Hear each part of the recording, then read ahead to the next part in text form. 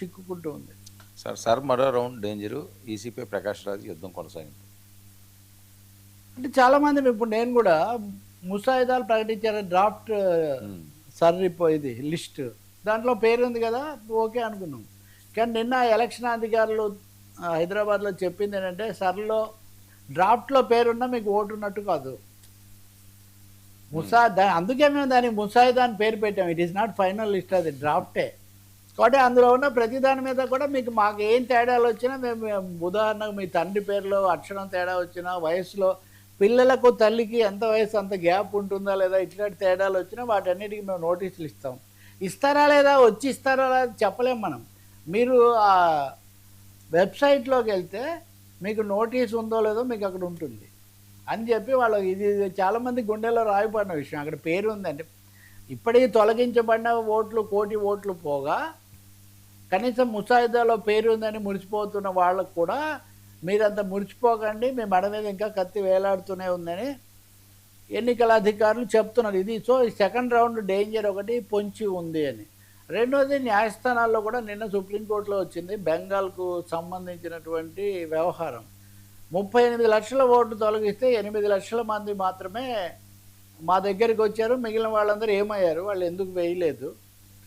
రెండవది ఓట్లు తొలగించమని వేల వేల పిటిషన్లు వస్తున్నాయట. ఉదాహరణకు ఉత్తరాఖండ్లో ఒకే వ్యక్తి 4000 ఓట్లు తొలగించమని నిన్న మనం మాట్లాడాం.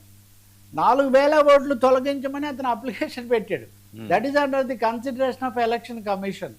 కాబట్టి ఓట్లను చేర్పించడం కానీ తొలగించడం కానీ వ్యక్తుల పేర్లతో చాలా భారీ ఎత్తున జరుగుతుంది. దీని వెనక ఏదో మతలబు పెద్ద రాజకీయము ప్రక్రియ నడుస్తూ ఉంది అన్నది ఒక బలమైన సందేహాలు రాజకీయ పక్షాలు వ్యక్తం చేస్తున్నాయి. న్యాయస్థానం కూడా చాలా సందేహాలకు గురైంది ఇప్పుడు నేను ఉదాహరణలు మీకు చెప్తున్నట్టుగా.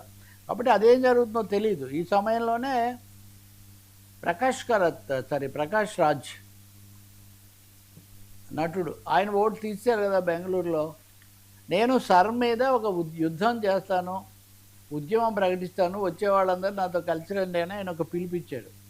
సెప్టెంబర్ 1న ఎలక్షన్ కమిషన్ ఆఫీస్కు నేను భారీ ర్యాలీగా వెళ్ళబోతున్నాను, తలా తోక లేకుండా ఎక్కడ ఎవరు ఏం చేయాలో తెలియకుండా తొలగిస్తున్నారు, నన్ను పిలిచారు, నేను వెళ్ళాను, నేను వివరాలు ఇచ్చాను, వాస్తవాలు చెప్పాను, అవన్నీ అయిన తర్వాత కూడా నా ఓటు తీసేశారు, నా పరిస్థితే ఇలా ఉంటే ఇంక మామూలు వాళ్ళ సంగతి ఏంటో, కాబట్టి సర్ మీద మనం యుద్ధం చేయాల్సిన సమయం అని ఇప్పటికీ రాజకీయ పార్టీలు ఎన్నికలు అనేకం చేస్తున్నాయి. కానీ ఇప్పుడు ప్రకాష్ రాజ్ కార్యాచరణలోకి వస్తున్నారు. ఇప్పటివరకు ఆయన ఎక్కువగా ట్వీట్స్ లేకపోతే ఇలాంటి ఉపన్యాసాలు ఇవి చేస్తున్నారు కదా. ఇప్పుడు నేరుగా నేను అక్కడికి వెళ్ళి నిరసన తెలుపుతాను, వాళ్ళతో పోటాడుతాను అంటున్నారు. సంహవ్ ఇప్పుడు ఆంధ్రప్రదేశ్లో కూడా మనం ఇందాక చూసాం తొలగించబడిన ఓట్లు, అక్కడ తొలగించబడిన ఓట్లు ఇక్కడ లోకల్ బాడీ ఎలక్షన్స్లో వేస్తే ఏం జరుగుతుంది, చాలా గజిబిజిగా వాతావరణం ఏర్పడిన మాట మాత్రం నిజం.